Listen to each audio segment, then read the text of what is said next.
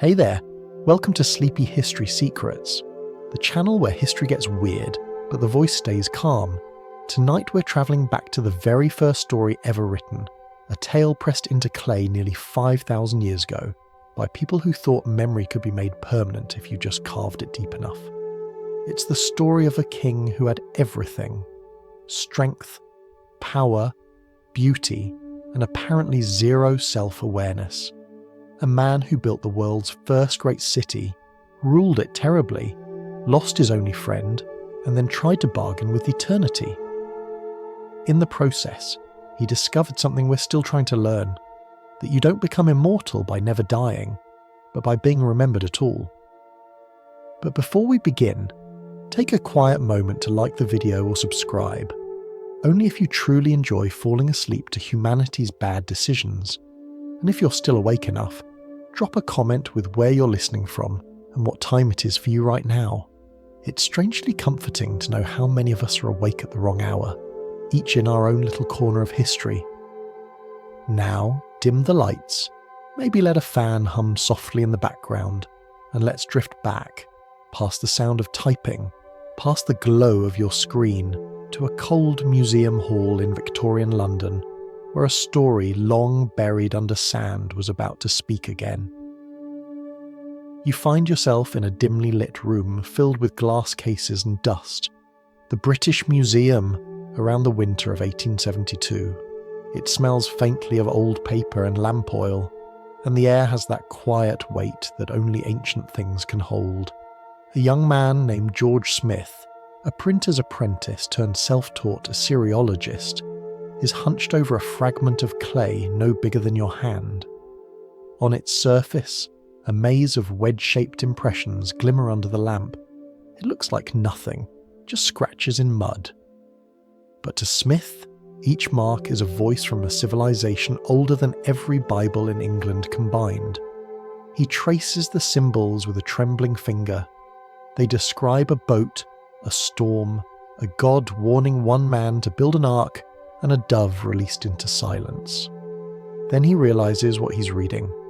It's the same flood story he's heard in church, but this one is at least 1,000 years older, and that's the moment George Smith does the most relatable thing in academic history. He stands up, turns pale, and faints right onto the museum floor. When he wakes, the clay still lies open beside him. It has waited 25 centuries to be read again. That fragment came from the ruins of Nineveh, once the capital of Assyria, dug up between 1849 and 1851 from what was left of King Ashurbanipal's royal library. Tens of thousands of tablets were found there. Receipts, hymns, medical recipes, and stories written in the cuneiform script of the Akkadian tongue. It took decades for anyone to understand them. Imagine opening the world's first hard drive and finding all the files, named only in shapes. Scholars packed the tablets into crates and shipped them to London. Victorians expected dusty curiosities.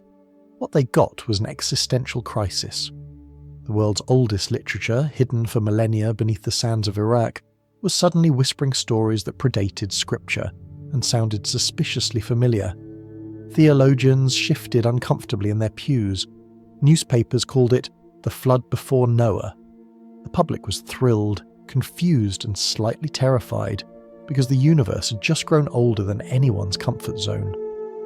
But the flood was only one tablet in a much larger epic, a saga about a king named Gilgamesh from a city called Uruk, in the land once known as Sumer. Archaeologists found his name carved on royal lists, his walls traced in real foundations still visible today. So it wasn't just myth. Somewhere beneath the poetry, there had been a person. And like most powerful men, his story began with people wishing someone would stop him. The epic itself had not survived as a single book. It was scattered, 11 main tablets and fragments of others, copied by different scribes across centuries, some in Sumerian, some in Akkadian, stitched together later into what scholars call the standard Babylonian version. In modern terms, it was the world's first collaborative project with terrible version control. Each generation had added a line, a prayer, a warning, and somehow, despite empires falling and languages vanishing, the clay kept its promise. It remembered. When the first complete translations appeared, readers were startled not just by the familiarity of the flood, but by the emotions in it. Grief, friendship, fear of death, and the need to leave something behind that lasts. These were not primitive carvings. They were literature.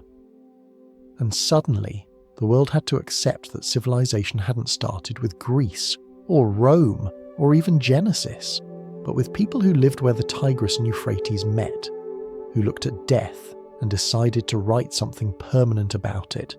The Epic of Gilgamesh is the oldest surviving story we know.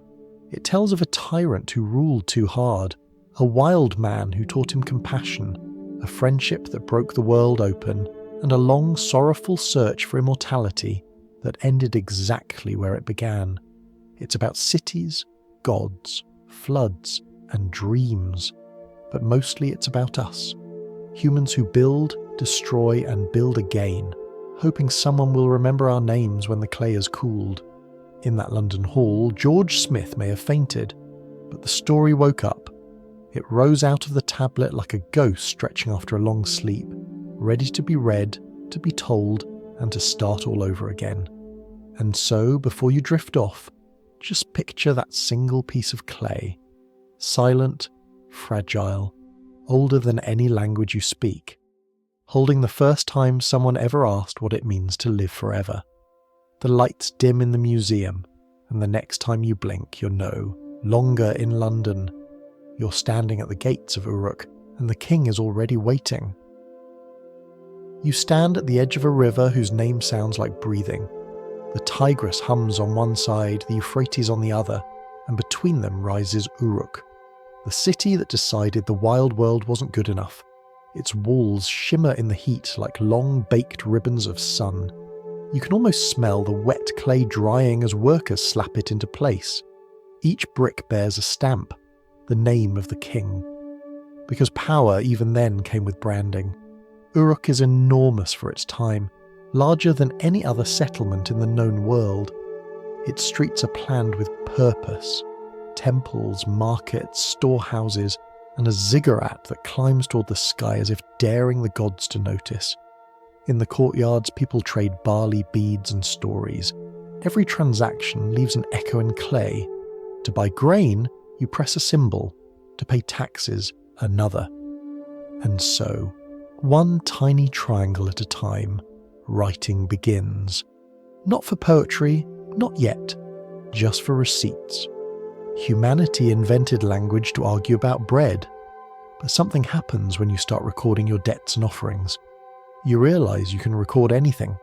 The names of kings, the triumphs of wars, even your dreams. Cuneiform writing spreads from tablets of commerce to hymns, prayers, and legends. A clerk somewhere, tired of counting sheep, decides to write a story instead. And thus, myth slips into the office. The people of Uruk look up to the palace that overlooks the river. Their king is 2/3 divine, and 1/3 whatever you call the part that makes someone difficult. He is Gilgamesh. Builder, warrior, perfectionist. The city he created is a mirror of his mind. Ambitious, restless, never satisfied. Under him, the walls reach higher, the canals run straighter, and the people sigh louder. It's the golden age of progress, which means someone else is doing the sweating. He forces young men to labour on his projects and young women to share his bed on their wedding nights. When power goes unchecked long enough, even bricks start to resent you. The citizens gather at the temple of Anu, the sky god, and whisper the oldest prayer in any language. Please make it stop.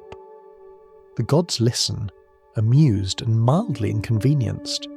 They decide the king needs balance, something to remind him that being human was supposed to be a group project.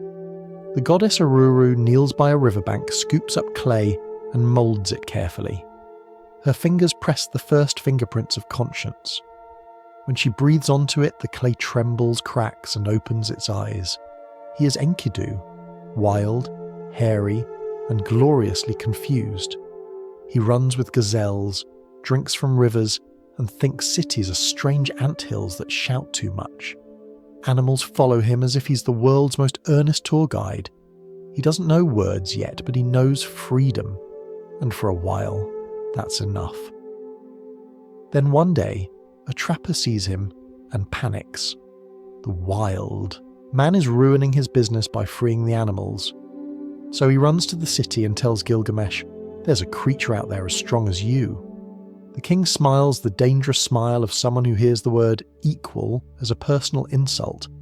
He orders a plan, not an army, but a woman. Her name is Shamat, and she's a temple companion trained in conversation, comfort, and subtle theology. Her mission: to civilize the wild man using the two oldest tools known to humanity, food and affection. She finds Enkidu by the watering place. The animals scatter. The wind holds its breath. They sit together, and she teaches him to eat bread, to drink beer, and to speak in full sentences. In 1 week, he learns everything civilization wants from you. How to dress, how to think, how to want more than you need. He is no longer wild. He is human, which in this era mostly means tired. When Enkidu walks into Uruk for the first time, the crowd stares as though the steppe itself has learned manners. He smells of earth and wind, a reminder of what the city paved over. But his face is open, uncorrupted, and calm in a place where everyone hurries. He learns of the king's abuses and grows angry. In him, the gods have created not just a rival, but a mirror. Two forces about to collide, one born of the city, the other of the soil. The day they meet, the streets of Uruk fall silent. The king stands in the doorway of the bridal chamber expecting obedience. Enkidu blocks the threshold, expecting justice. They clash like two storms colliding over dry land. Walls shake, dust swirls, and every bystander silently rewrites their definition of entertainment. When the struggle ends, both men collapse, breathless and laughing. No one has ever dared to fight Gilgamesh to a standstill, and Gilgamesh for the first time looks at another man and doesn't see a threat. He sees possibility. They become friends, bound by the rare bond that comes from surviving mutual disappointment. The city celebrates. The gods nod, satisfied. Uruk finally sleeps without fear. For a moment, balance returns. But peace, as you might suspect, doesn't sit well with heroes. Once you've built the tallest walls and won every brawl, you start to crave something bigger, something that smells of danger and glory. So when the king hears of a distant forest guarded by a monster named Humbaba, he doesn't think, leave it alone. He thinks, road trip. And Enkidu, loyal and slightly worried, follows him.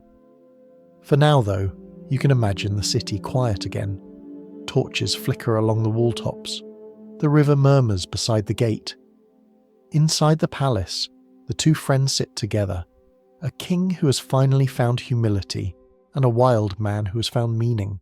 Somewhere between them, humanity feels balanced again, at least for a while. You wake inside the city that never truly sleeps.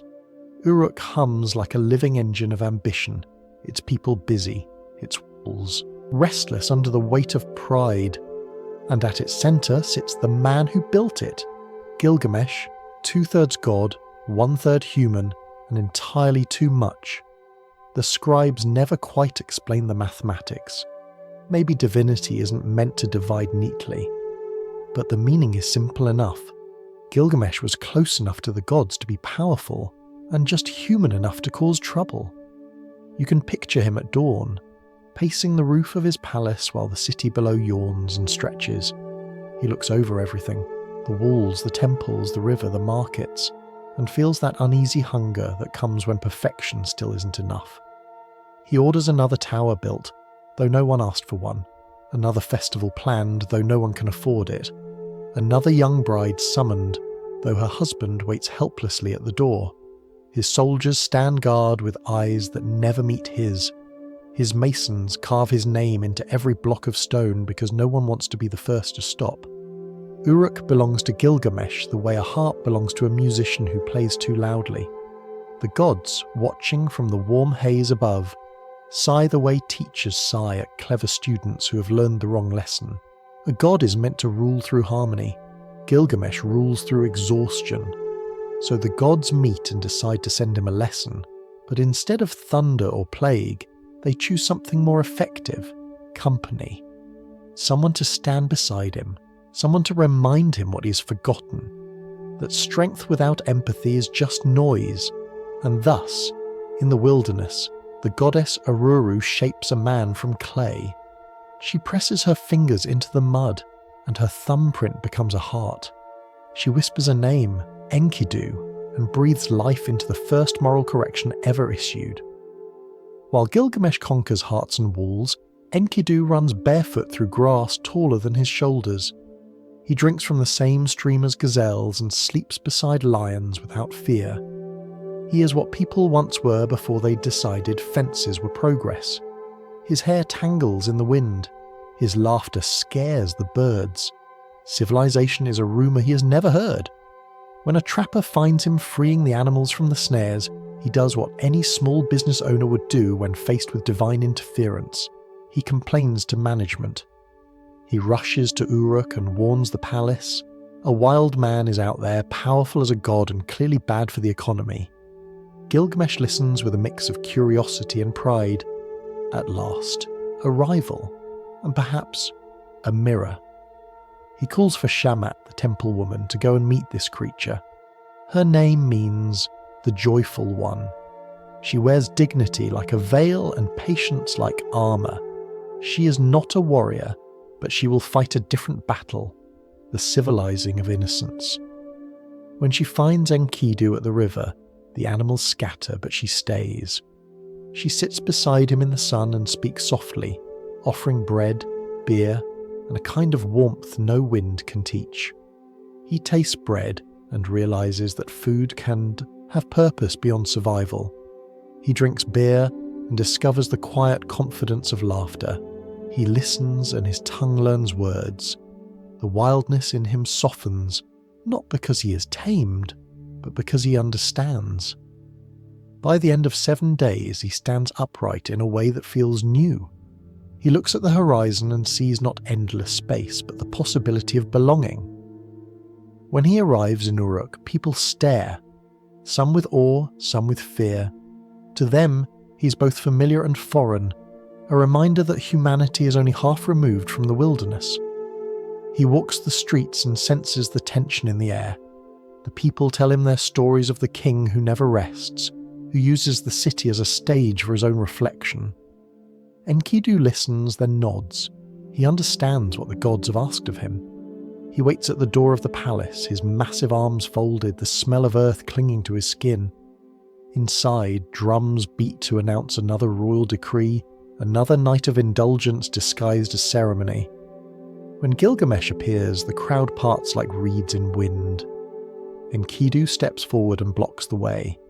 What follows is less a fight than an earthquake looking for direction. Stone cracks, dust rises, and two forces collide that were never meant to exist in the same sentence. They tear through furniture, dignity, and the general peace of the city. And when it's done, neither wins. Both men lie, gasping on the floor, surrounded by the kind of silence that can only come from total surprise. Then, something miraculous happens. Gilgamesh laughs, not cruelly, not arrogantly, but with relief. For the first time, someone has met him blow for blow and lived. Enkidu laughs too, perhaps realizing that his strength has found purpose. The crowd, unsure what etiquette applies to divine brawls, begins to cheer. The city that feared its king now loves him again, because he finally looks human. The two men rise, bruised and smiling, and clasp hands. No ceremony, no decree, just respect born from exhaustion. That day, the people of Uruk learn that equality is possible, even between a king and the man who came from mud. From then on, the two are inseparable. They train together, walk the walls together, drink the same beer that once civilized Enkidu. Gilgamesh grows quieter, more thoughtful. The gods watch and murmur that their plan worked, at least for now. Friendship is a strange medicine. It doesn't fix the world, but it makes the world bearable. Gilgamesh still dreams of greatness, but now the dream has a witness, and therefore a conscience. At dusk, the city rests under a blanket of red light. You can almost hear the distant laughter of the two friends echoing down the stone corridors. Gilgamesh, the restless builder, and Enkidu, the keeper of balance, sit together on the palace steps. One stares at the stars and imagines conquest. The other watches the people below and imagines peace. Between them, the first true story of friendship begins to breathe. But friendship, like all living things, has an appetite for adventure, and somewhere beyond the city walls a forest waits, dark, immense, and full of consequences. Morning comes with a pale light spilling over the river. You can almost smell the wet air, the damp brick, the city slowly waking under its haze of dust and prayer. Gilgamesh sits by the window of his palace, restless again. He has a friend now, a balance, a heart that beats beside his own. And yet peace has made him uneasy. To a man built from ambition, stillness feels suspicious. He leans on the windowsill and looks toward the horizon, where a line of distant trees marks the edge of the world. Beyond that forest lies a treasure the city needs, cedar wood. It builds ships, roofs temples, and perfumes royal tombs. But more than that, the forest is guarded by a creature called Humbaba, servant of the god Enlil, a warden placed there to keep mortals in their place. His breath is poison, his roar is thunder, and his face, some say, is the shape of fear itself. Most people hear this and decide to stay home. Gilgamesh hears it and decides he needs a travel companion. He turns to Enkidu, who is still stretching the stiffness from a night spent on the palace floor. The wild man frowns because he knows that forest. He once ran along its edges long before civilization claimed him. He knows its winds, its monsters, and the quiet that falls when the trees themselves are listening. He tells his friend that Humbaba is not evil, only ancient, a creature made to guard balance. The gods will not like it if humans go cutting down sacred wood for the sake of a monument. Gilgamesh smiles the kind of smile that ignores excellent advice. If I fall, he says, at least my name will live. And there it is again, that human instinct to trade safety for memory. The city watches as the two heroes prepare. Armour gleams like sun on water. The blacksmiths hammer bronze until sparks dance like fireflies. The women of Uruk pour wine for the gods just in case. The elders plead with the king to reconsider. Even the children shout, "Stay!" But Gilgamesh is already walking through the gate, Enkidu beside him, both of them too full of purpose to hear. They travel for days, following the curve of the river through fields that gradually give way to silence. The air grows cooler, birds grow fewer, even the earth seems to breathe slower here. When they finally reach the edge of the cedar forest, the trees rise so tall that the sun looks borrowed. The ground is soft with needles and shadow. Every sound seems hesitant, as though the forest remembers a time before language. They build a small fire and sit beside it, sharpening their weapons. Enkidu's hands tremble slightly. He has never feared lions or storms, but this is different. This is the fear of offending something that has always existed. Gilgamesh notices and rests a hand on his shoulder. He says quietly, "If we return, we'll tell our children how courage feels." It's a fine line between courage and denial, but in moments like this, even wisdom steps aside for poetry. At dawn, they enter the forest. The scent of cedar is overwhelming, thick and holy. Every breath feels like a ritual. Somewhere in the distance, a sound moves, slow, deliberate, like the grinding of mountains. Then comes a voice, deep and ancient, the kind that does not ask questions because it already knows the answers. Who dares? The ground shakes as Humbaba appears. He is immense, his face a swirl of lines like the rings of a tree, his eyes burning with the patience of centuries. He regards them not with anger, but with weariness. Another pair of mortals chasing immortality, he thinks. He asks why they have come, and Gilgamesh answers truthfully, for fame, for wood, for something to prove that he was here. Humbaba laughs, a sound like falling trees. You build, you break, and you call it glory, he says. The forest does both without a single word. For a moment Enkidu almost turns back. He knows Humbaba is right, but Gilgamesh cannot stop. He draws his sword, and Enkidu, bound by loyalty, raises his axe. They charge, and the air fills with splinters and shouts. Humbaba roars, and the sound is so vast that birds drop from the sky. The ground splits. Gilgamesh falters, not from fear, but from understanding. It is Shamash, the sun god, who tips the balance. Light pours down like a blade, dazzling Humbaba's eyes. Gilgamesh seizes the moment, drives his sword forward, and the guardian falls. The silence afterward is unbearable. Wind stirs the branches as though the forest itself sighs. Humbaba lies dying, his face peaceful, almost human now. He warns them that Enlil will curse this act, that killing a guardian is not victory but theft. Gilgamesh hesitates. He wants to show mercy. Enkidu urges him to finish it, fearing that the creature will rise again, and so he does. The forest trembles once, then grows still. Gilgamesh kneels, places a hand on the fallen guardian's chest, and whispers a small apology that no one hears. He feels the pulse of the earth slow beneath his fingers. The scent of cedar deepens. Above him clouds gather, as if the sky is deciding whether to remember or to forget. They cut the tallest trees, bind the trunks into rafts and set them on the river. The wood that will build new temples in Uruk floats quietly downstream, glistening in the sun like captured gold.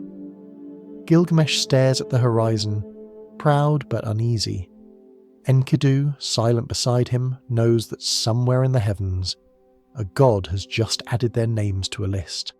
That night, they camp by the water. The fire crackles. The stars feel closer than they should. Gilgamesh turns to his friend and says softly, "We did what no one else dared." Enkidu replies, "And perhaps no one else needed to." They both fall silent. The river murmurs, carrying the cedar home. In the distance, thunder answers, not yet anger, but the sound of attention. The cedar rafts drift slowly down the river, carrying both triumph and guilt. Uruk greets them with drums and flowers. The city that once prayed for the king's restraint now cheers for his victory. Gilgamesh strides through the gate with Enkidu beside him, both gleaming with pride and exhaustion. The people call them heroes, the gods chosen, protectors of civilization. No one mentions the guardian who will never rise again. No one wants to ruin the celebration with perspective. The scent of cedar fills the air. Workers unload the sacred logs, carpenters shout orders, musicians play their flutes. It feels as if the city has finally forgiven its king. But high above, on her golden throne, someone else is watching. Her name is Ishtar, goddess of love, war, and the general chaos that follows both. Her eyes are the colour of fresh blood and half-finished arguments. She has seen mortals come and go, but this one catches her attention. Gilgamesh stands below her temple balcony, sunburned, victorious, and entirely too confident. To Ishtar, confidence looks like an invitation. She descends in a cloud of perfume and power, wearing enough jewellery to bankrupt a small kingdom. The people fall silent as she walks toward the king. She smiles with the kind of smile that has ended dynasties. "Be my husband," she says. "I will make you rich beyond counting. Your cattle will bear twins. Your chariots will outshine the stars. Your enemies will scatter like dust before my gaze." It sounds generous, and it would be, if history hadn't already seen this movie. Gilgamesh bows, but not deeply.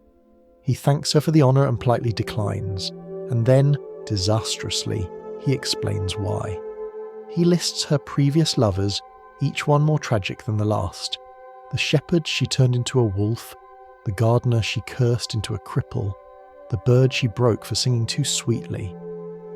He ends his speech with something like, "Your love wears out faster than sandal straps." The air stills. Somewhere nearby, a priest quietly starts updating his resume. Ishtar's smile vanishes. Rejection is not a word often spoken in her direction. Her face freezes in divine fury, and her attendants scatter like startled pigeons. She rises into the sky, shrieking to her father, "Anu, ruler of heaven! Lend me the bull of heaven," she cries, "so that I may punish Gilgamesh for his arrogance." Anu hesitates. "If you unleash it, there will be famine." Ishtar does not blink. Then there will be famine. And so the bull of heaven descends. It lands near Uruk with the weight of a falling star. The ground splits, rivers dry up. Each snort sends a storm of dust swirling through the streets. People scream as hooves the size of wells crush the fields. The city's harvest shrivels in moments. Even the gods watching from above lean back slightly. Gilgamesh grabs his axe, Enkidu, his sword. The two charge through the chaos toward the creature. The air smells of dust, blood, and divine temper. They move in practiced rhythm, the dance of comrades who have already faced death together. The bull lashes out. Enkidu leaps aside and drives his blade into the beast's flank. Gilgamesh strikes at its neck. The roar that follows seems to shake the heavens themselves. When it finally falls, the noise stops, replaced by a silence so sharp it hums. The city erupts in celebration once again. The bull of heaven lies dead, its body as vast as the marketplace, its blood flowing into the cracks of the street. The people cheer for their king and his friend, but somewhere in that silence, the gods are not clapping. Ishtar descends, furious and humiliated. She stands over the carcass and curses them both, her voice shaking the walls. Enkidu, flushed with victory, tears a piece of the bull's thigh and throws it toward her. "If I could reach you," he shouts, "I'd do the same to you." It's the kind of line that earns applause from mortals and disciplinary notes from eternity. The gods convene that night. They sit in a circle of light, their faces unreadable. Enlil speaks first, his tone more weary than wrathful. "They have killed Humbabar, the guardian of my forest. They have slain the bull of heaven, a gift from the sky. Enough glory, one of them must die." No one argues. The decision falls as quietly as dust. Far below, Enkidu dreams. In his sleep he sees the council, hears the verdict, and knows that it will be him. He wakes trembling. His body feels wrong, heavy, slow, like stone sinking through water. Gilgamesh rushes to his side, but there is nothing to fight, no enemy to strike. The curse has already begun. Days pass. Enkidu grows weaker. The physicians bring herbs. The priests chant prayers. The gods do nothing. He curses the door of cedar they built, the hunter who betrayed him, and even Shamhat, whose kindness drew him into the world of men. But then, as his fever deepens, he remembers her patience, her laughter, and the bread she shared. His anger melts into gratitude. He blesses her instead.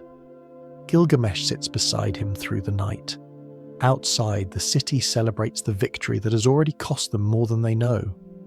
Inside, two friends stare at the slow dimming of one life.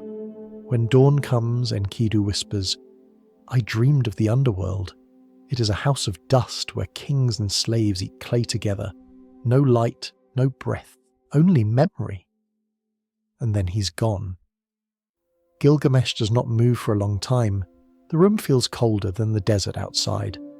He touches his friend's hand and whispers, "You were supposed to help me live forever." The body beside him says nothing.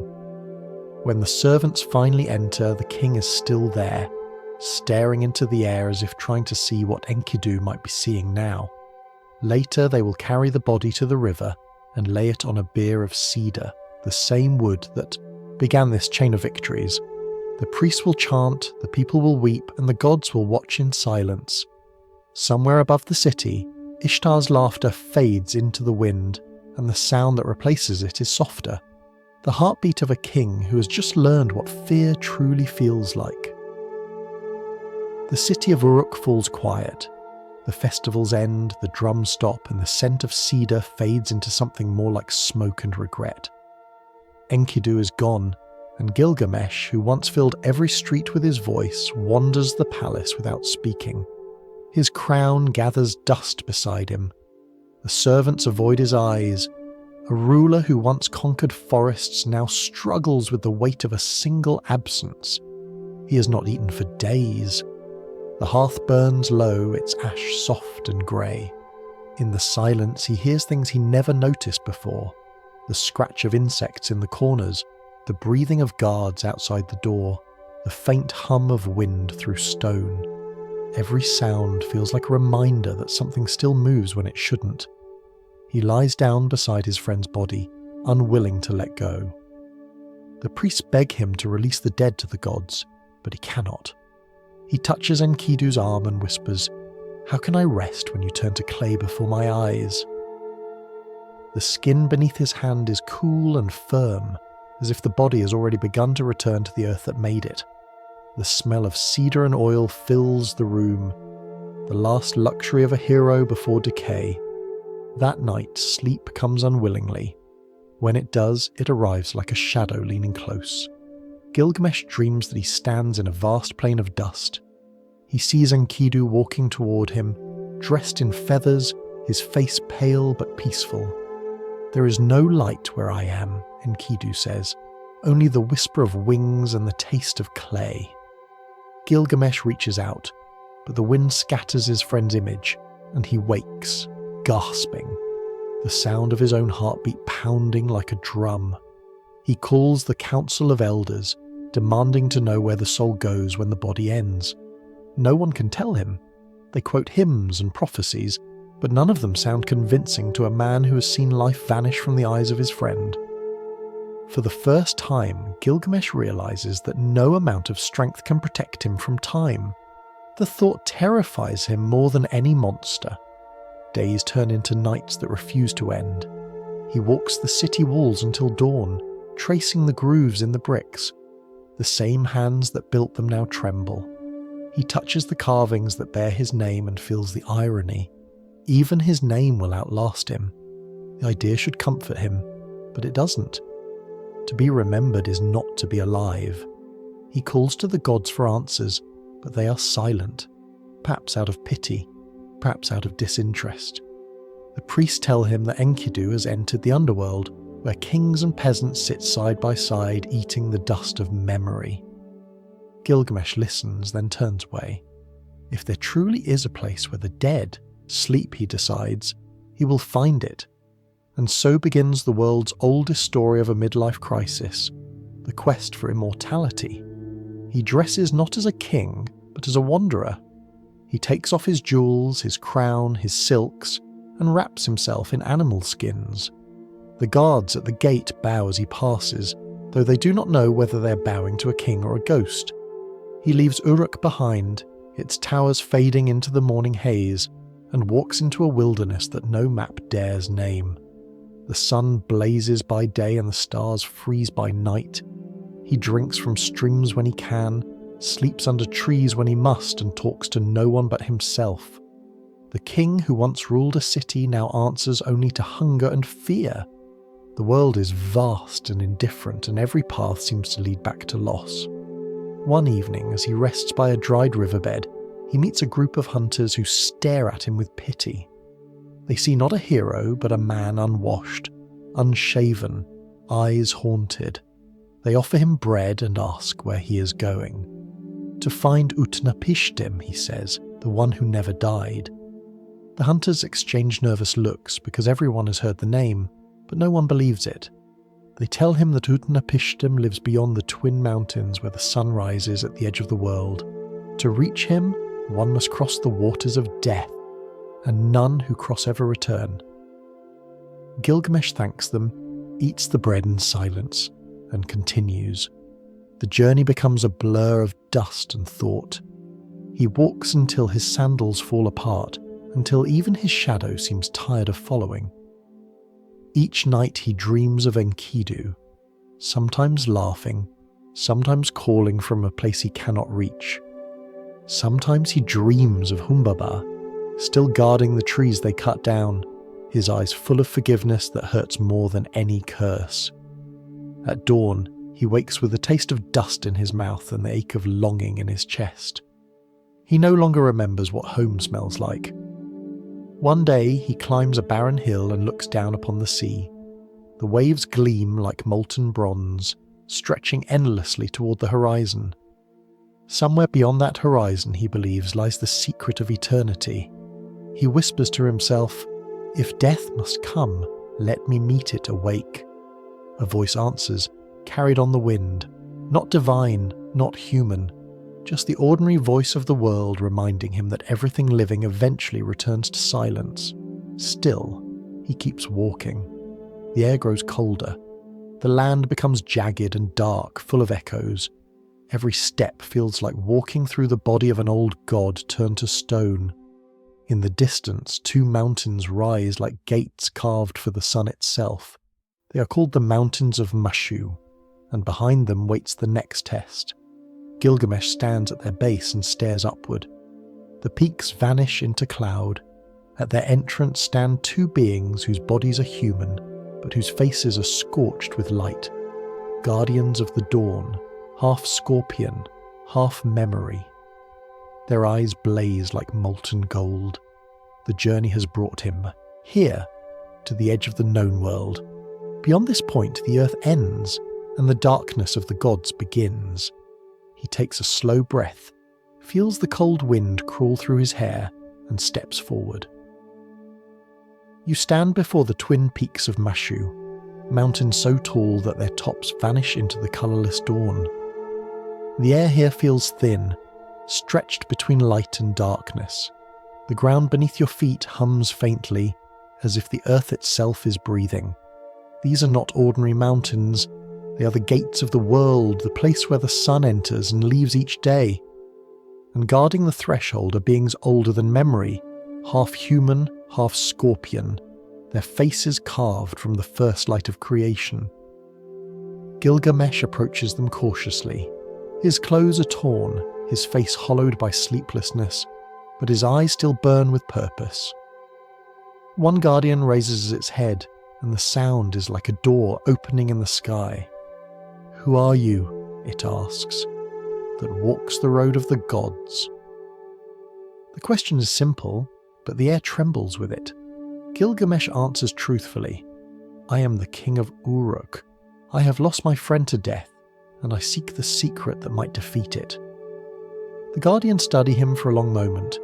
Then one speaks, its voice quieter this time. "No mortal has ever walked this path and returned. The tunnel beyond us is 12 leagues of pure darkness. Even the stars fear it." Gilgamesh bows his head. "Then I will walk it afraid." Something in that answer softens the guardians. They step aside. The ground splits, revealing the mouth of a cave that swallows all light. The wind sighs as if warning him to reconsider, but Gilgamesh steps forward anyway. He walks into the dark. For a while, there is nothing. No sound, no sight, no sense of direction. He feels his heartbeat in his ears, slow and uncertain. Each step echoes forever. The darkness presses close, thick and heavy, like being buried before dying. But still he moves, counting his breaths. He begins to lose track of time. His mind drifts back to Uruk, to Enkidu's laughter, to the hum of the city's walls at night. Every memory becomes a lamp. Somewhere ahead, the black begins to fade into grey. The smell of salt and wind reaches him, and then light. He stumbles out of the tunnel and falls to his knees, blinking. Before him stretches a garden unlike anything mortal eyes have seen. Trees grow with trunks of silver and branches of gold. Their leaves glitter like small suns, and their fruit gleams with the colour of dawn. The air tastes sweet, like rain after a drought. The sea lies beyond, calm and endless, its surface shining like glass. He breathes deeply, and for the first time in many days, the tremor in his chest quiets. The place feels untouched by sorrow. If death exists here, it is too polite to show itself. By the shore stands a woman. Her hair is dark, her robe the colour of wine, and her eyes carry the patience of someone who's seen too many, travellers and too few who listen. She is Siduri, keeper of the tavern at the world's edge, a goddess of small comforts and good advice. She looks at Gilgamesh with a mixture of pity and recognition. "Why do you look like someone who has fought the wind?" she asks.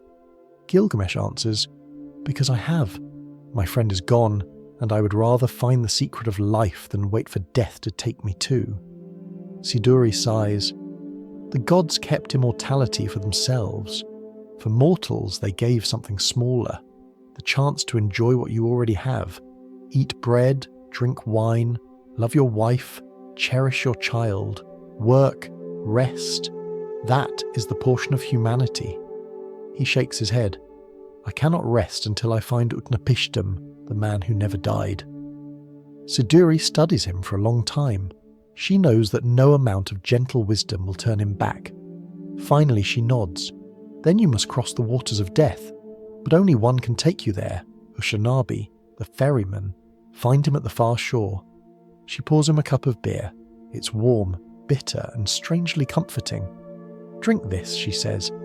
"It will not make you immortal, but it might remind you why you wish to live." He drinks.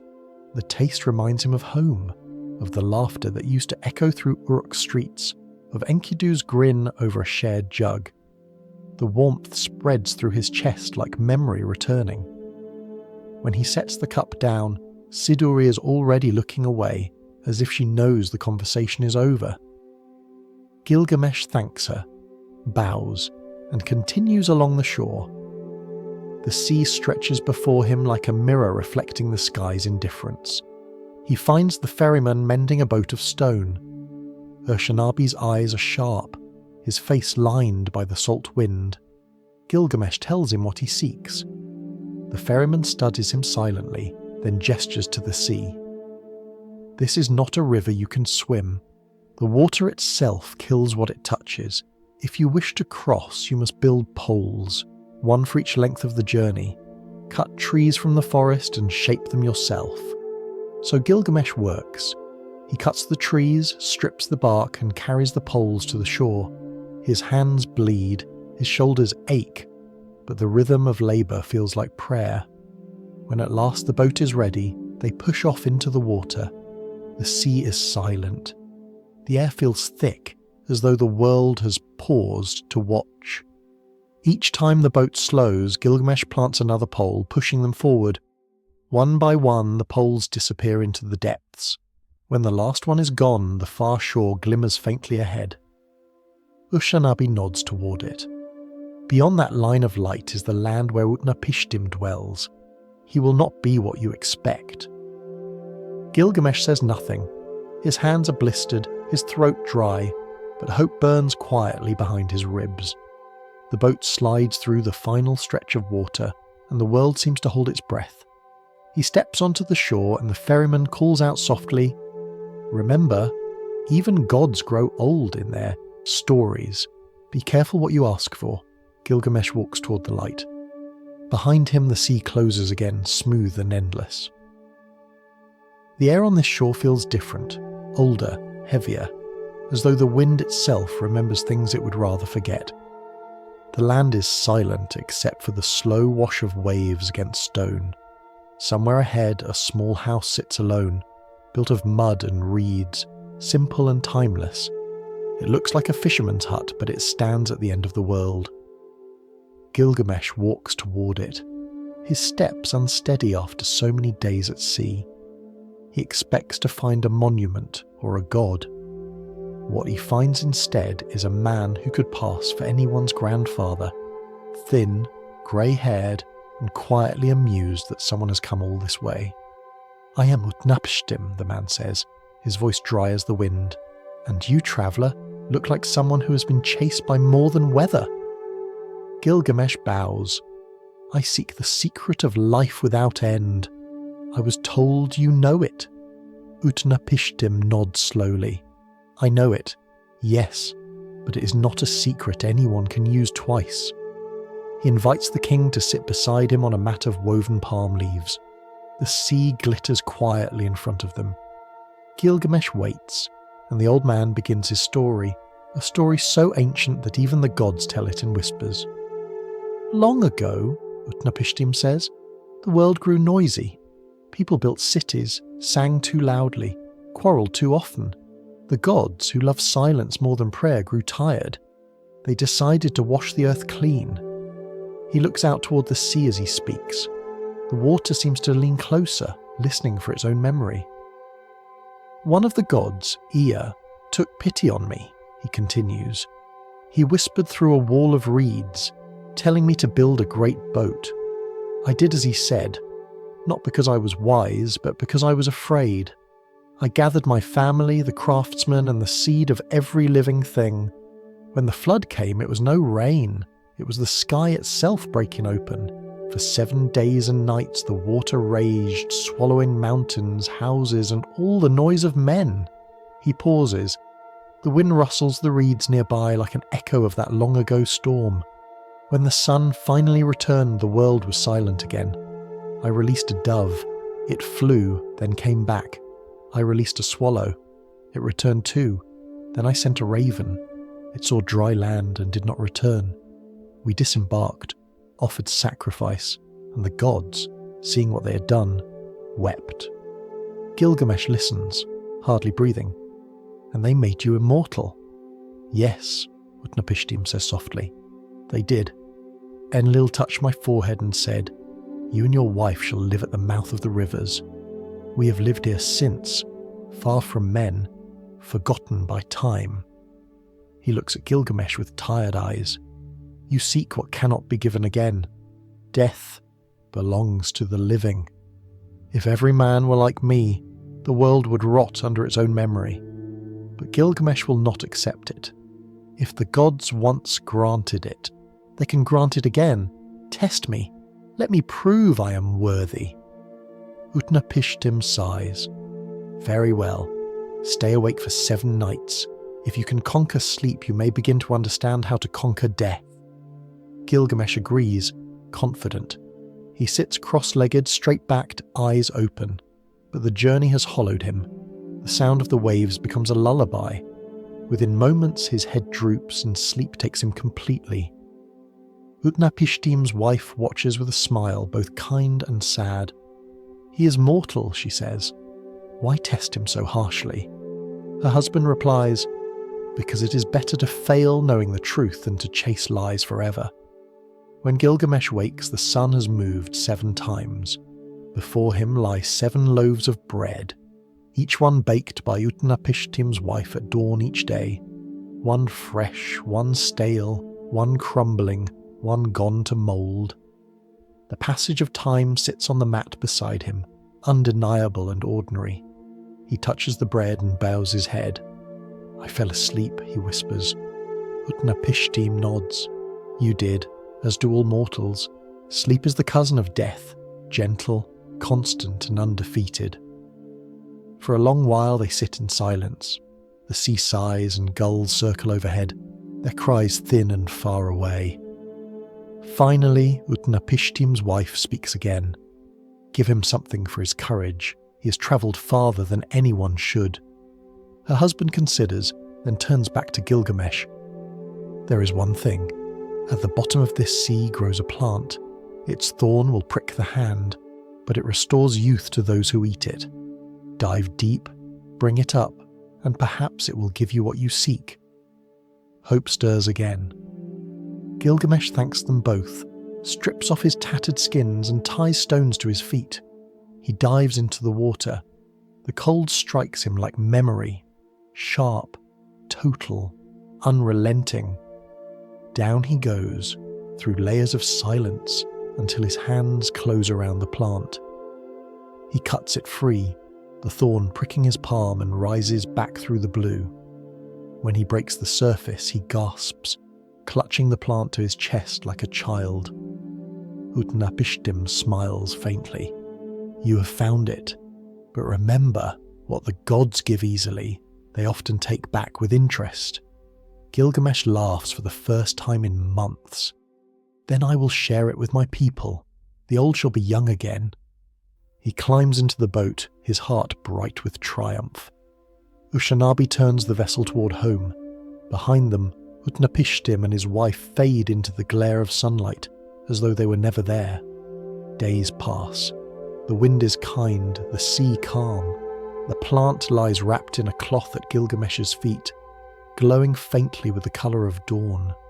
He dreams of Uruk's towers shining in the distance, of children running, of Enkidu laughing by his side.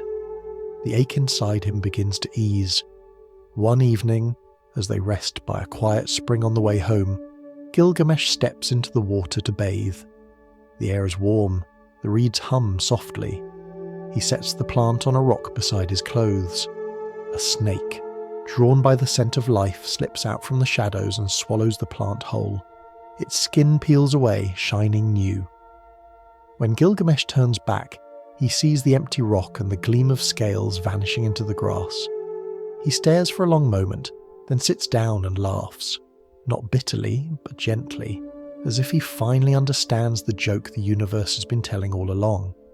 He says aloud, "The snake has found eternal youth, and I have found wisdom.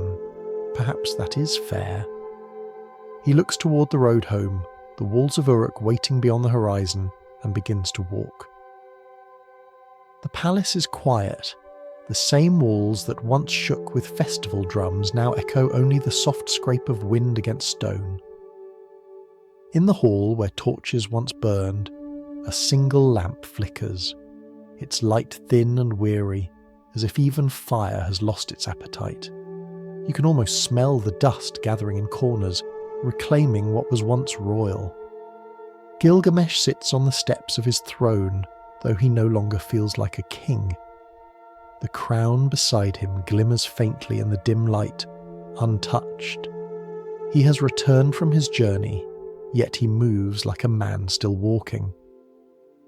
The servants keep their distance, whispering prayers as they pass. Their ruler looks older, but not from time, from understanding.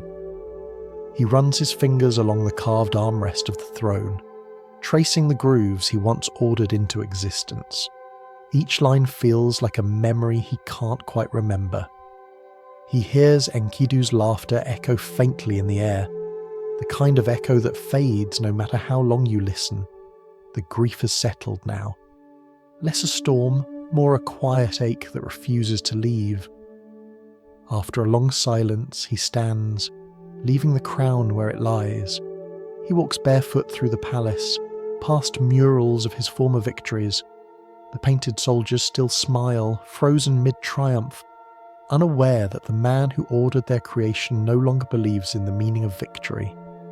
Outside, the night wind tastes of sand. Somewhere a lion roars. He looks up and sees stars scattered above the desert, distant and indifferent. They burn with the same calm they held on the night Enkidu died. The world has not changed, only his ability to bear it. He whispers to no one in particular. If immortality exists, perhaps it belongs to the things that do not care. In the morning the city stirs. Merchants open stalls, children chase goats through alleyways, and the smiths hammer metal into shape. Life, as always, continues without consulting the grief of kings. Gilgamesh watches from the palace gate. The rhythm of ordinary life is both cruel and comforting, proof that the world is built to outlast anyone's sorrow. He steps beyond the gate, past the walls he once built to keep the world out. He wears no jewels, no armour, only a cloak of animal skin and the expression of a man who no longer knows where he belongs. The guards hesitate, unsure whether to stop him, but he waves them off. "Stay," he says, gently. A city should not follow its king into madness. He walks through the marketplace, through the fields, and then into the wilderness. The land stretches endlessly, dry plains, scattered stones, the scent of heat rising from the earth. Each step carries him further from the noise of civilization and deeper into a silence that feels almost alive. He wanders for days, perhaps weeks. The story does not count them. He sleeps beneath ruined towers swallowed by sand, eats fruit from wild trees, drinks water from streams that vanish overnight. Sometimes he dreams of Enkidu walking beside him, their shadows crossing on the ground like twin rivers. When he wakes, the space beside him is empty, but the warmth lingers just long enough to hurt. One evening he reaches an abandoned village. The houses lean inward, their roofs caved, their doors half buried. He steps inside one and sits on the floor, brushing dust from a broken pot. Inside, a faint echo of grain remains, a meal begun and never finished. He realizes that every ruin is just a paused life. He whispers, "Fame crumbles faster than clay." The words hang in the air, true enough to sting. When night falls, lions gather near the edge of the village. Their eyes catch the moonlight, twin reflections of something wild and eternal. Gilgamesh watches them move silently among the stones. For a moment he envies their certainty, their lack of memory, their acceptance of hunger and rest. One of them looks up and meets his gaze. It does not flee or attack. It simply stares, and in its eyes he sees his own weariness mirrored back. He thinks of Enkidu again, the wild man who once tamed the king. Perhaps it was always meant to be this way, that one man would return to the wilderness carrying the echo of another. He smiles faintly and lies down on the earth, using his cloak for a pillow. The wind hums softly through the ruins. In the half-sleep between waking and dreaming, he hears voices. They are neither divine nor human, just whispers that seem to rise from the dust itself. The voices of those who built, who loved, who vanished. They speak no words he can understand, but he feels their meaning all the same. Everything ends, but not everything is lost. When morning comes, the world looks the same, but something in him has shifted. He stands, brushes sand from his skin, and continues walking. His path is uncertain, but his direction feels inevitable. Always forward, always chasing the horizon. He passes broken shrines where forgotten gods sleep beneath vines. He drinks from a pool so still it reflects his face like a stranger's. He finds the bones of travellers who never reached their destinations, their belongings scattered like abandoned hopes. Each reminder deepens his resolve. Then, somewhere between the mountains and the desert, he hears a story. A rumour whispered by an old wanderer who shares his fire one night. The man speaks of a survivor from another age, one who lived through the great flood when gods destroyed the world. This man, the wanderer says, was granted eternal life. Gilgamesh listens, his heartbeat quickening. What is his name? Utnapishtim, the man answers, the name sounding like wind over water. He lives far beyond the mountains at the mouth of the rivers, where no mortal has walked.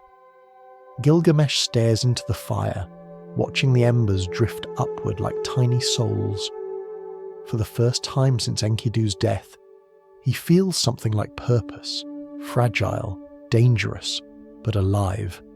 He thanks the wanderer, sleeps beneath the open sky, and dreams of a road stretching endlessly eastward. When he wakes, the dawn is red. The mountains stand in the distance, sharp and silent, waiting. He takes a deep breath, feels the air fill his chest, and begins walking toward them. The journey ahead will be longer than he can imagine, but he no longer cares about comfort or rest. He walks because he must, because standing still would mean accepting an end he cannot yet accept. The wind follows him, carrying with it the faint scent of cedar, a memory of a forest he once defied, and a friend he cannot forget. The road east drifts between stone and mirage. You can almost taste the salt of sweat on his lips, feel the grit of sand grinding under each step, The world around Gilgamesh has emptied itself of comfort. The air ripples with heat by day and freezes to glass by night. The stars look close enough to touch, but they offer no guidance, only quiet judgment. He walks for so long that time itself seems to stop keeping track. He has stopped thinking of home. Uruk feels like something that happened to someone else. What keeps him moving is a whisper, the promise of a man who never died.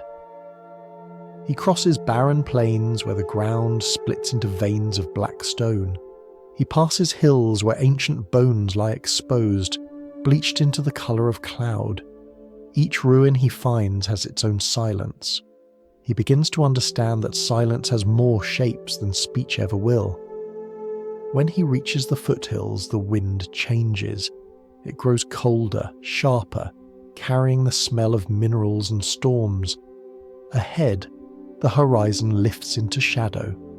Twin mountains rising side by side, so tall that their peaks vanish into the sky's pale edges. The locals once called them Mashu, the mountains that guard the rising and setting of the sun.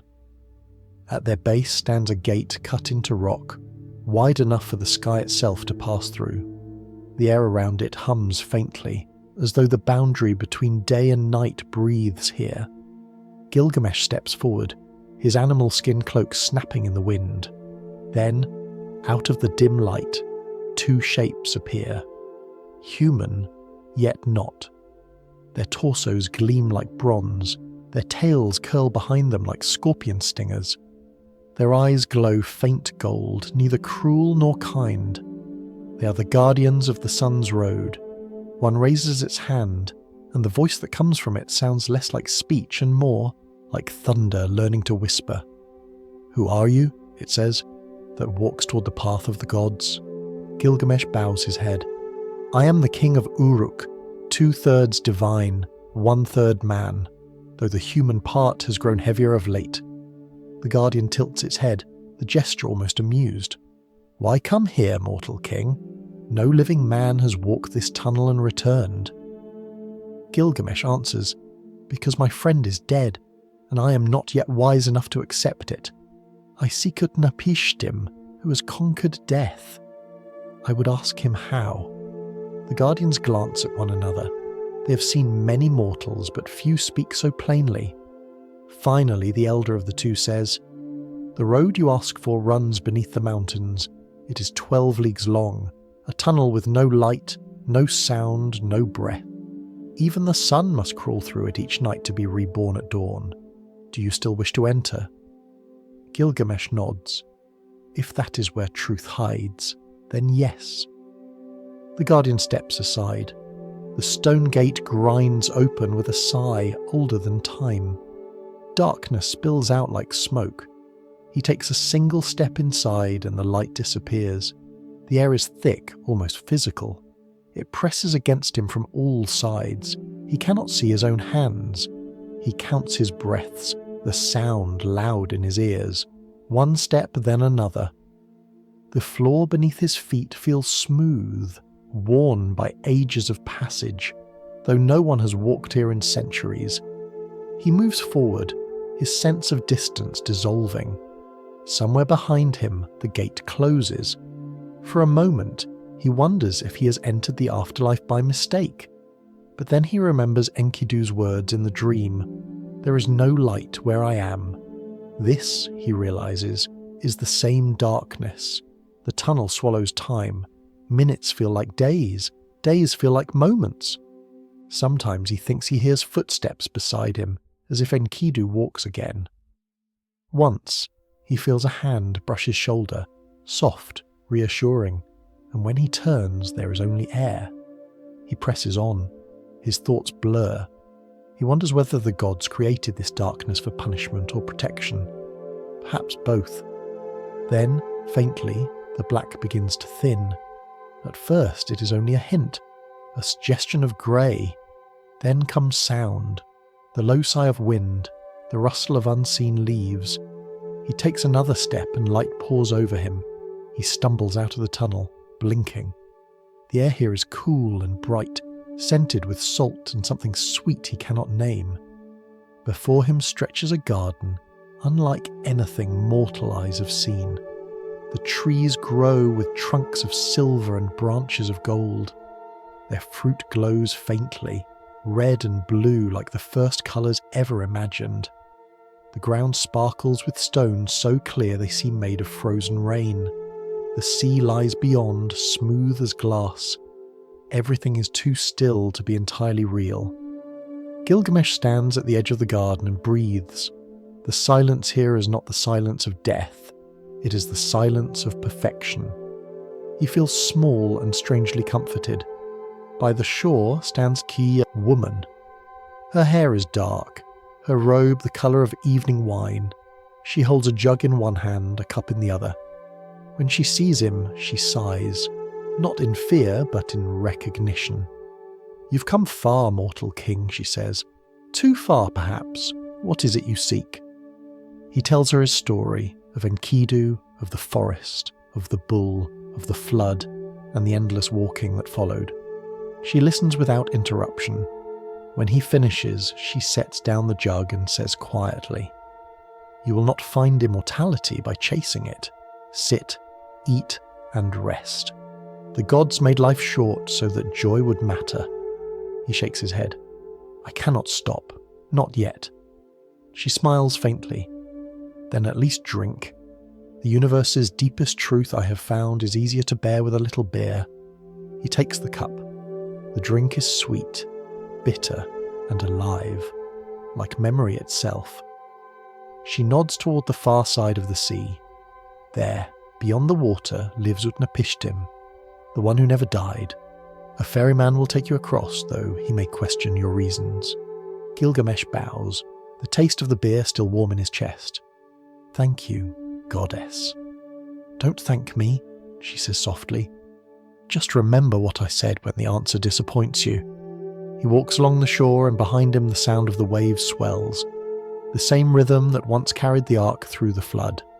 The path to immortality, it seems, is paved with echoes. As he disappears into the distance, Siduri pours herself another drink and murmurs to no one, "The wise always come too late, but at least they come." The sea lies before him like a polished mirror, calm and endless. The light dances on its surface in small, trembling ripples, and the wind smells faintly of salt and fermenting fruit. For the first time in weeks, Gilgamesh feels something close to peace. It lasts about 5 breaths. Then the ache returns. The ache of a man who has come too far to stop and not far enough to find what he wants. He follows the coastline until he reaches a small hut shaded by date palms.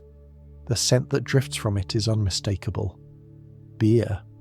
The kind that reminds the body that life is meant to be lived one warm sip at a time. He hesitates at the doorway.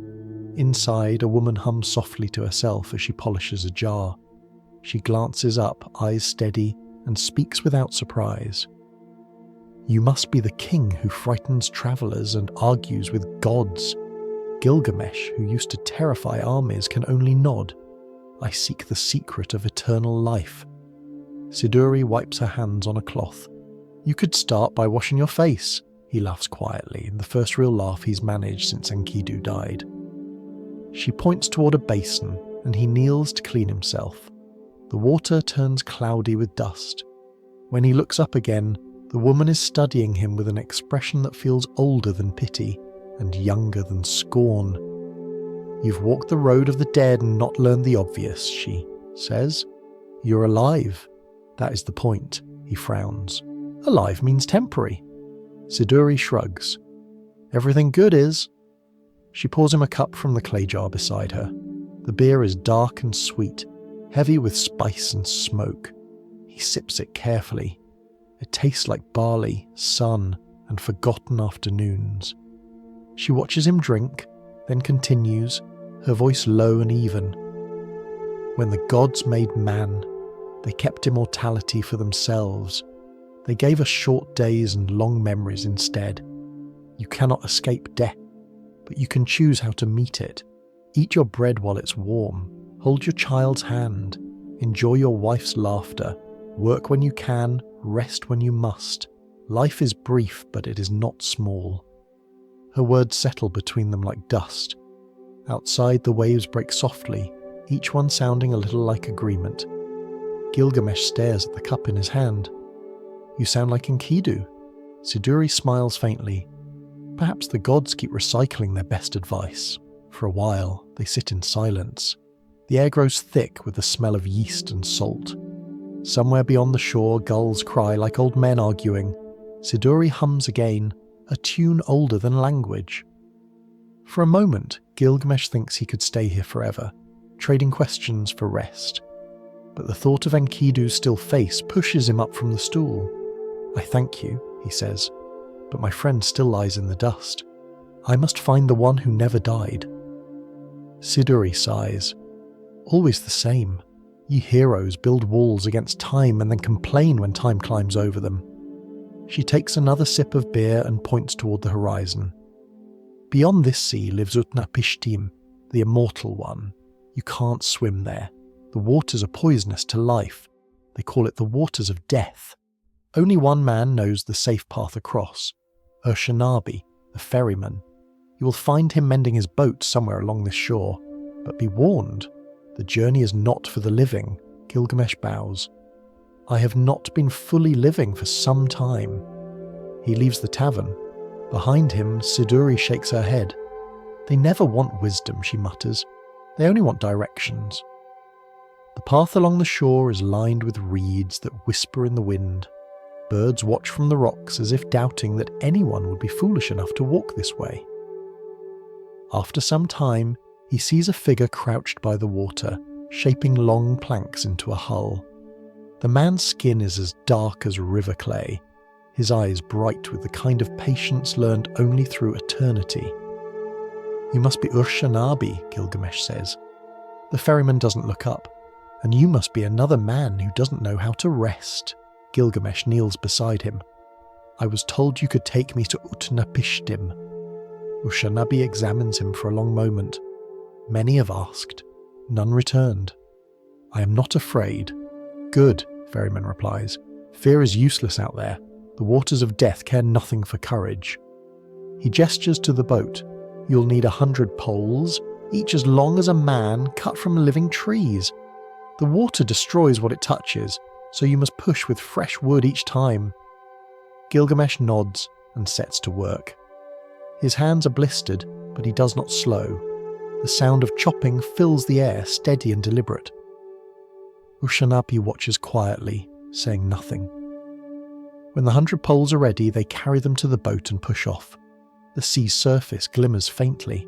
Too smooth, too still. It looks more like polished glass than water. The smell of salt grows sharp, metallic, almost bitter. Gilgamesh can feel the air itself change. Colder, thinner, waiting. "Keep your hands dry," Urshanabi warns. "Even a drop of this water will end you."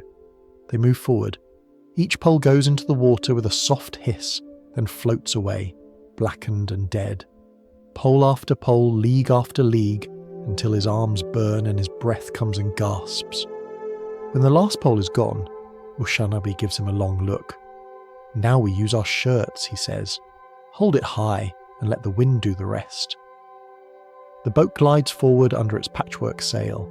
The horizon brightens. Ahead, a faint shimmer breaks the monotony of silver. Land. Urshanabi nods. There, the mouth of the rivers, the land where Utnapishtim lives. Gilgamesh exhales.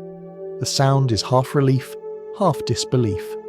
He has walked through darkness, crossed deserts, fought gods, and now drifts toward the only man who ever won against death.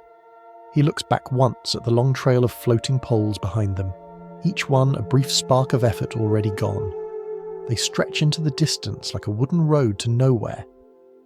He thinks, not without irony, that immortality might look exactly like this, 1,000 small acts disappearing behind you. Urshanabi's voice cuts through his thoughts. Whatever you find there, remember this. Every wave you see has died and returned again. Perhaps that is the only kind of eternity worth having. Gilgamesh nods, eyes fixed on the approaching shore. The air smells of rain now, clean and new. Somewhere ahead, an old man waits with answers he may not like. The boat drifts closer to the land that time forgot, and the sea, calm once more, swallows its own reflection. The shore rises slowly from the silver sea, a low curve of sand and reeds where the wind moves without hurry. Gilgamesh steps onto it, exhausted but awake, the skin on his hands rough and burned from the salt. Behind him, the ferryman waits beside the boat, silent as driftwood. Ahead, the land is empty except for a small house made of woven reeds and sunlight. Smoke curls from its roof. He walks toward it, the sand whispering beneath his feet. At the doorway stands an old man with skin the colour of weathered earth and eyes that have forgotten surprise. Beside him, a woman tends a small fire. The scene looks so ordinary that for a moment Gilgamesh thinks he's made a mistake. Surely the man who conquered death should look less human. The old man studies him. "Why have you come, traveller?" "I am Gilgamesh, king of Uruk," he says. "I have crossed deserts and mountains and the waters that kill. I seek the secret of life everlasting." The old man nods slowly as though hearing something familiar. "Then you have come to the wrong place. Life everlasting is not a gift. It is a punishment politely named." Gilgamesh's breath catches. "But they said you never die." Utnapishtim smiles faintly. "Ah, so the rumour keeps working.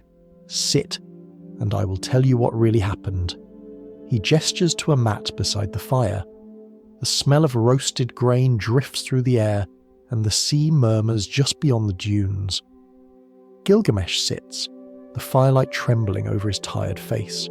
The woman hands him water, and he drinks slowly, the taste cool and heavy with memory. "Long ago," Utnapishtim begins, "the world was young and crowded. The gods grew restless with the noise. They said men shouted prayers too loudly, hammered too often, and built too high. So they decided to start again." He stares into the fire as he speaks. "Only Ea, the god of wisdom, pitied me. He whispered through a wall of reeds while I slept. He told me to build a boat, long, wide, sealed with pitch. He told me to bring my family, my workers, and the seed of every creature that walks, swims, or flies." Gilgamesh leans closer. The fire pops softly. "I built it as he said. When the storm came, it was not rain, but the sky itself breaking. The wind screamed for 6 days and 6 nights. On the 7th, silence fell, and I opened a window. The sea stretched to every horizon, a single grey thought. The world had been erased." He closes his eyes, remembering. "I released a dove. It returned. I released a swallow. It too returned. Then I sent a raven, and it did not come back." The water had begun to fall. His voice grows softer. "When we landed on the mountain, I made an offering. The smell reached the heavens, and the gods gathered like flies around the sacrifice. They wept for what they had done. Enlil, who had unleashed the flood, gave us immortality as a peace offering. Myself and my wife, alone among the living. He sent us here, far from men, so the world could forget us." Gilgamesh sits in silence, the story heavy in the air. The waves break and pull back again, as though repeating the rhythm of the flood. "So you cannot die," he says quietly. "No," Utnapishtim replies. "And that is the tragedy. Eternity is not endless joy, but endless repetition. The days blur, the seasons forget themselves. Even the gods who blessed us rarely visit now. Immortality is not living forever, it is waiting forever." Gilgamesh lowers his head. "Then there is no hope." "There is always hope," the old man says, "but it wears different clothes than you expect. If you wish to test yourself, I will give you a chance. Stay awake for 7 nights. If you can resist sleep, you may begin to understand what it means to resist death." Gilgamesh straightens. "I will not fail." He sits on the ground, back straight, eyes open. The fire hums beside him. The sea whispers. The air grows warm. His body aches, but his mind feels clear. The first night passes. The second begins to blur. The third arrives quietly, and before he knows it, his head dips forward, heavy as stone. He wakes with a start. The sun is high. Utnapishtim's wife sits beside a row of loaves, 7 of them, each baked at dawn, 1 for every day he has slept. The first is fresh, the next is dry, the next covered with dust, the last eaten by insects. Gilgamesh looks from the bread to the old man. "I failed." Utnapishtim smiles kindly. "You slept, as all living things must. Even the gods close their eyes between ages. You see now what it means to fight death. It is not glory, but exhaustion." Gilgamesh covers his face with his hands. "Then what have I done all this for?" Utnapishtim glances toward the sea. Perhaps for the same reason the waves keep moving. Not to win, but to continue. His wife, moved by pity, whispers to her husband, "Give him something before he goes. He has come so far." Utnapishtim nods. At the bottom of the sea grows a plant with thorns sharper than regret. Its taste is bitter, but it restores youth. Dive deep, and it will be yours. Gilgamesh's eyes brighten. Then there is hope after all. He thanks them and walks to the shore. The water glimmers dark and deep. He ties stones to his feet and steps in. The cold strikes him like a slap from time itself. Down he sinks, through shifting shadows and silence. His lungs burn. Just as he begins to falter, his hand brushes something rough. He grabs it, a plant coiled like a heart. He cuts it free and rises, bursting from the surface with a gasp. The sun blinds him, and he laughs, a sound too wild to be joy, too human to be triumph. He carries the plant back to shore, clutching it like proof that loss can be undone. Utnapishtim watches him. "Be careful, King of Uruk. The gods love balance. They rarely allow a gift without a cost." Gilgamesh grins, the salt drying on his face. "I will share it with my people. The old shall be young again." He waves farewell to the couple and returns to the boat where the ferryman waits. The sea is calm, the wind gentle. Behind him, the man who outlived the flood watches silently, his expression unreadable. As the boat drifts away, the horizon begins to swallow their figures. The waves sparkle like small, eternal memories. The sea lies behind him now, glittering like a secret that doesn't need to be told. The boat slides through calm water toward the horizon, where the world turns from blue to gold. Gilgamesh sits at the bow, holding the plant in both hands. It looks nothing like the divine treasure he imagined. Its stalk is rough, its leaves small, its thorns sharp enough to draw blood when he touches it. But the scent rising from it is unmistakable, fresh, green, alive. It smells like mornings before grief existed. Oshanabi, the ferryman, watches him with quiet amusement. "You look like a man carrying both hope and a future argument with the gods," he says. Gilgamesh laughs. "They've had their turn, now it's mine. When I bring this to Uruk, the old will be young again. The people will bless my name for eternity. The walls will never crumble. The city will never sleep in dust." The ferryman adjusts the sail. Maybe eternity is not a blessing. Things that never end lose their meaning. Gilgamesh glances toward the horizon. "Perhaps, but I've lost too much to care." They travel for days, following the curve of the river that leads back toward the land of men. At night, Gilgamesh lies awake, watching stars drift across the dark water. He imagines Enkidu beside him, smiling that quiet, knowing smile, the one that always made mockery sound like love. "You see," he whispers to the empty air, "I've done it. You would have laughed at the gods' faces if you could see me now." Sometimes the wind answers with a sigh that almost sounds like laughter. By the time they reach the mouth of the river, the sun burns brighter, the air thicker. The world smells of reeds and salt and heat. Gilgamesh feels lighter, as if the plant's power has already begun to work through him. His steps are strong again. The ache in his bones has faded. Even his voice carries further on the wind. They dock by a quiet spring to rest. The water there is cool, running clear over smooth stones. A grove of palm trees shades the shore, and birds flit between the branches, their wings flashing silver in the sun.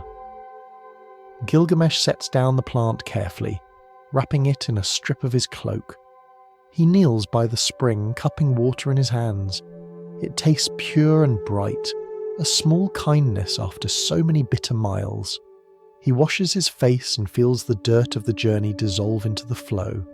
For the first time since Enkidu's death, he feels clean. He thinks, I will take this plant to the city. I will test it first on an old man, perhaps one of the builders who helped raise the walls. If it works, I will share it with all. Let life begin again. The thought fills him with a quiet pride. He lies down beside the spring, listening to the wind slide through the palms.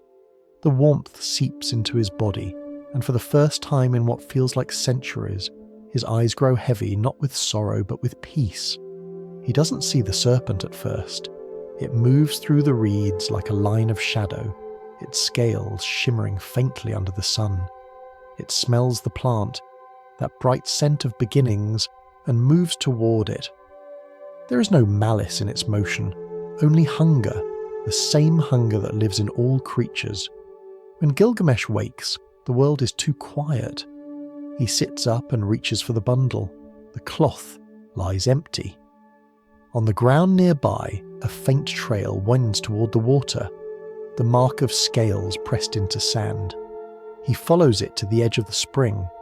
There, he sees the serpent slipping into the current, its body gleaming with new skin, bright and flawless. For a moment he can only watch. Then he laughs, softly, genuinely, a laugh that sounds almost like release. The snake gets eternal youth, he says, and I get the metaphor. Ushanabi, standing by the boat, hears him and shakes his head. Perhaps that is the better bargain. Gilgamesh nods slowly. Maybe so. The plant would have undone what I had learned. Let the serpent have its renewal. I will keep my wisdom. He sits on the bank for a long time, watching the serpent vanish into the reeds. The wind smells faintly of salt and cedar. He thinks of Uruk, of the walls rising from the plains, of the people who will never know how far he has travelled, or what he has lost to find them. He smiles again, this time without bitterness. The ferryman calls, "We should go before night falls." Gilgamesh rises. He feels the sand cling to his feet, the sun burn gently on his skin. He looks back once at the spring, now calm again, as if nothing ever happened. Then he steps into the boat.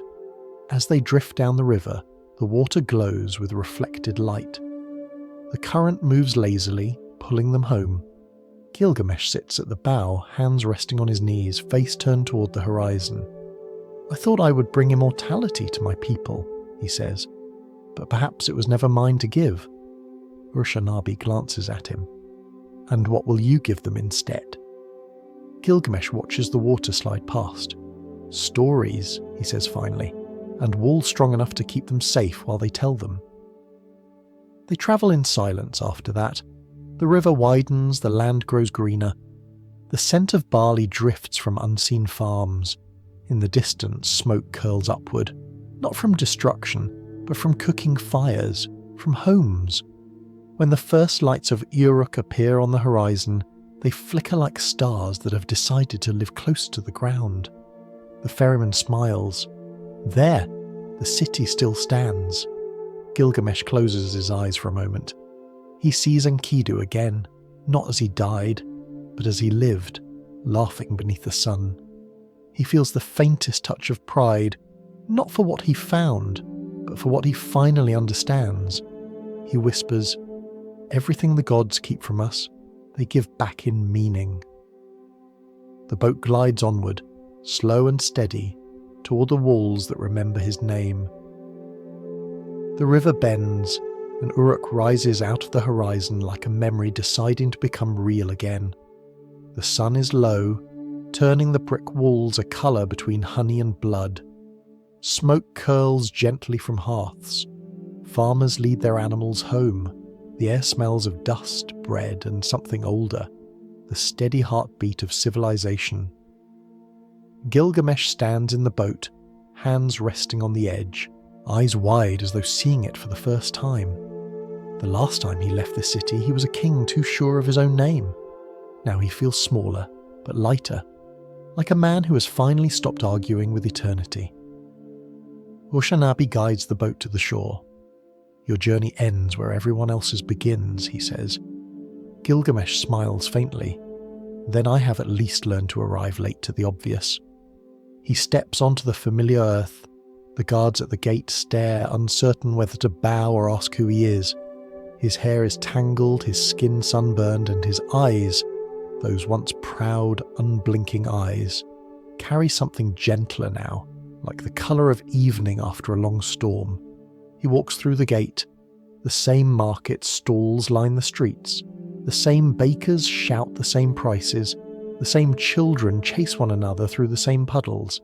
Yet nothing feels the same.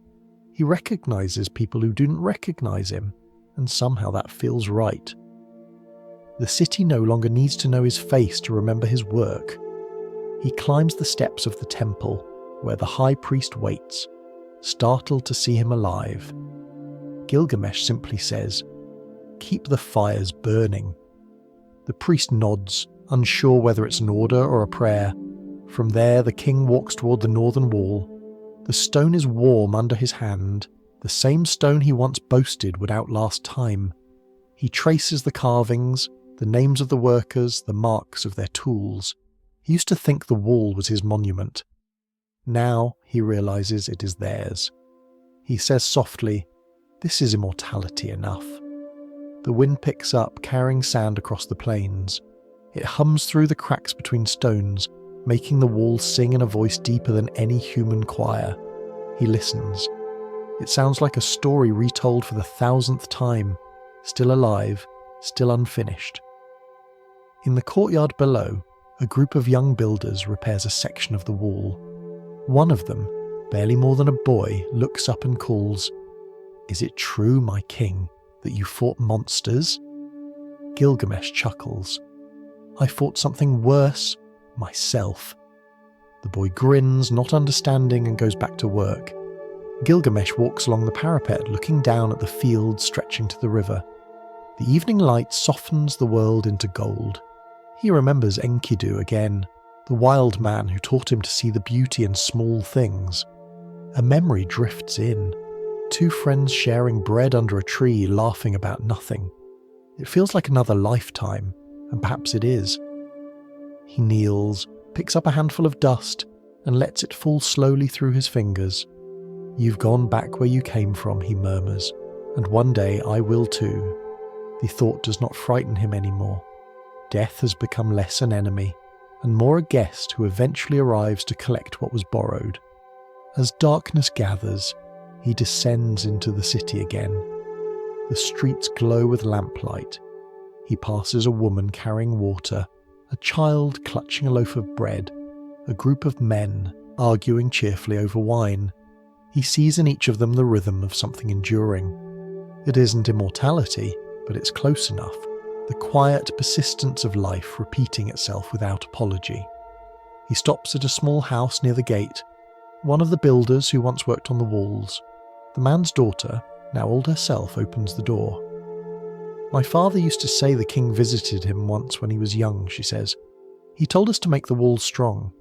He said they would keep us safe." Gilgamesh smiles. He was a wise man. She gestures for him to come inside, but he shakes his head. "I only wanted to see that his work still stands." He turns away, walking through the narrow streets until he reaches the palace. The great doors are still there, carved from cedar, their scent faint but familiar. He pushes them open and steps inside. The hall feels smaller now, not because it has shrunk, but because he no longer needs it to feel large. He walks to the throne and runs his hand along the same worn grooves where his fingers once drummed impatiently. The dust is thick, but not unkind. He wipes it away and sits for a moment, not as a ruler, but as a man resting after a long road. He looks toward the high windows where the last light of sunset spills through like a slow river. "Enkidu," he whispers, "you were right. The walls will outlast us. The stories too." Outside, the night rises quietly over Uruk. From the towers, torches flicker like fireflies. The river hums in the distance, and the desert cools under the stars. Gilgamesh leans back on the throne, closes his eyes, and lets the silence stretch. He imagines the years to come, scribes etching his name into tablets, storytellers reshaping his deeds into new versions, each one less accurate and more true. He imagines a time when even the language will change, but the story will still whisper the same thing, that a man once tried to outrun death and instead learned to live with it. The king opens his eyes again, smiles faintly and says, "That will do." Somewhere beyond the palace, a child calls to his mother, a dog barks, and the walls of Uruk breathe in the night air, alive, patient, unending. The night deepens over Uruk, quiet and slow. The moon rises above the walls, soft and round, silvering every brick that once bore sweat, laughter and prayer. Somewhere beyond the palace, the scent of baking bread drifts through the air.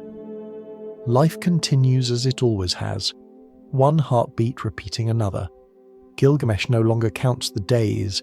He rules, but gently now, more caretaker than conqueror.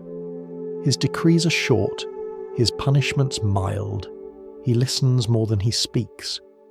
The people, unsure at first, grow used to this new version of their king, a man who looks at them and truly sees them. When he walks through the marketplace, children run beside him instead of hiding. The elders nod with respect instead of fear. The builders still, shape bricks stamped with his name, but he no longer insists on perfection. "Strong enough to hold," he says quietly. "That's all that matters." The years pass in the rhythm of seasons. The Tigris floods, retreats, floods again. Fields shimmer, then dry, then shimmer once more. The walls age slowly, their stones darkening where the sun strikes hardest. A crack appears here, a repair there, but the foundation holds. Sometimes, at dawn, Gilgamesh climbs to the top of the wall and looks out over the city. He watches smoke curl from chimneys, hears the distant clang of metal, and feels a small satisfaction that has nothing to do with eternity. It is enough, he thinks, to have built something that shelters others. He no longer speaks of gods or immortality. He speaks of irrigation, of harvests, of keeping the peace between neighbouring towns. But at night, when the lamps burn low, he still dreams of Enkidu, running through the forest, laughing at his old pride. The dream no longer hurts, it comforts him, like hearing an old song hummed by someone who remembers the words better than you do. The scribes in Uruk begin to take an interest in these dreams and stories. They bring their clay tablets and styluses, asking to record the king's thoughts. At first he refuses. "Stories twist themselves," he says. "They never stay as you mean them." But they insist, and he relents. So, in the dim light of oil lamps, the story begins to take shape again, wedge by wedge, mark by mark.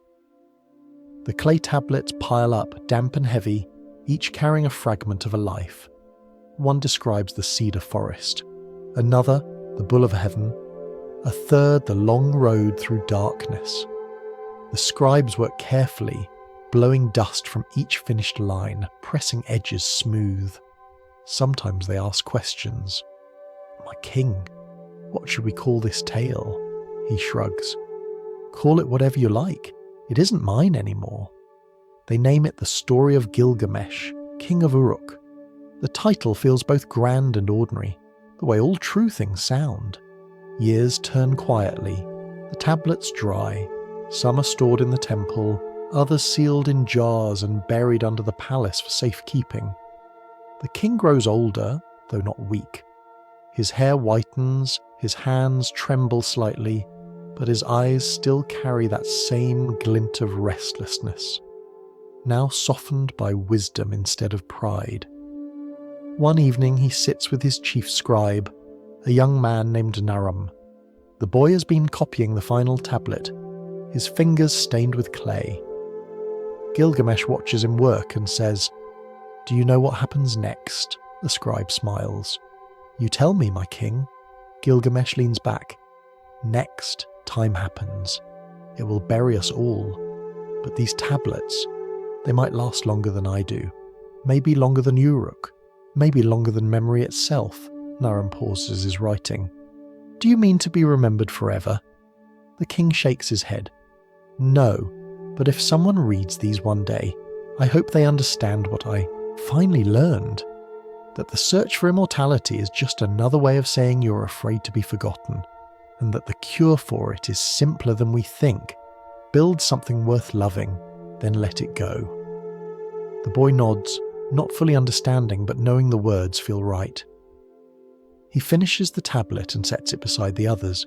Later, after the scribes leave, Gilgamesh walks alone through the palace. The air smells of ink and clay. The walls glow faintly in the lamplight, each brick whispering the same quiet truth, that permanence is made from care, not from fear. Outside, the first drops of rain begin to fall soft against the stone. The sound is steady and slow, like someone tapping at the edge of time. Gilgamesh closes his eyes and listens. He realizes he has stopped thinking about death entirely. What matters now is the rhythm of things continuing. Rain on walls, words on clay, footsteps echoing long after the walker is gone. He whispers, "This is immortality, attention paid long enough to outlast breath." The rain thickens. Somewhere thunder rolls deep and kind. The river swells. Farmers hurry to shelter their tools. Children cheer at the storm. The world carries on exactly as it should. Centuries will pass. The clay tablets will harden. Some will crack. Others will crumble. A few will survive, buried deep beneath dust and stone, waiting for hands yet unborn to find them. Each will carry not just a story but a heartbeat, a record of a man who learned to be human. And when they are read again, perhaps by scholars in a distant age, the sound of the stylus against the clay will echo faintly in some corner of the universe, and Gilgamesh, without realizing it, will have finally become what he sought. The scribe's final note, etched carefully in the last line, will read, "The walls of Uruk shine bright. Touch them and remember, this too was life." You hear it again, the faint sound of scraping clay under a museum lamp. The voice that once spoke in dust now lives behind glass. The centuries have folded and unfolded, leaving only fragments. A chipped corner, a thumbprint, a wedge that might once have been the word for friend. It is London, in the year when steam and soot rule the sky. A young scholar bends over a table, eyes straining to see the marks on a small tablet. His name is George Smith. The room is cold, but his hands sweat. His lips move as he reads the strange ancient words aloud, piecing them together like a whisper resurrected from earth. The translation halts him. The story unfolding in the clay is familiar. A garden, a serpent, a flood, a man chosen to survive. But it is older than the Bible, older than Greece, older than anything he has ever known. The language itself sounds like time clearing its throat. He looks at the symbols again and realizes he is staring into the face of humanity's oldest question. How do we live knowing that we die? He stands, dizzy. Then he laughs, not out of mockery, but out of wonder, and writes the name carefully at the top of the page, Gilgamesh. The tablet rests quietly under the lamplight. The clay, once wet and warm beneath a Sumerian hand, has endured empire, sand, and centuries of silence. It has crossed deserts in the arms of archaeologists, survived wars, and waited in darkness for this moment. When the words are finally read again, the story exhales, slow and patient, as though it had been holding its breath for 3,000 years. It begins the same way it once ended. Look upon the walls of Uruk. The archaeologists, the translators, the poets who follow. Each of them reads and finds something new, something uncomfortably familiar. In one age, the story becomes a parable of divine pride. In another, a psychological mirror of friendship and loss. In another still, a poem about the ache of memory. But beneath all those layers, the heartbeat stays the same. You can almost hear it. Tap your finger softly against the table.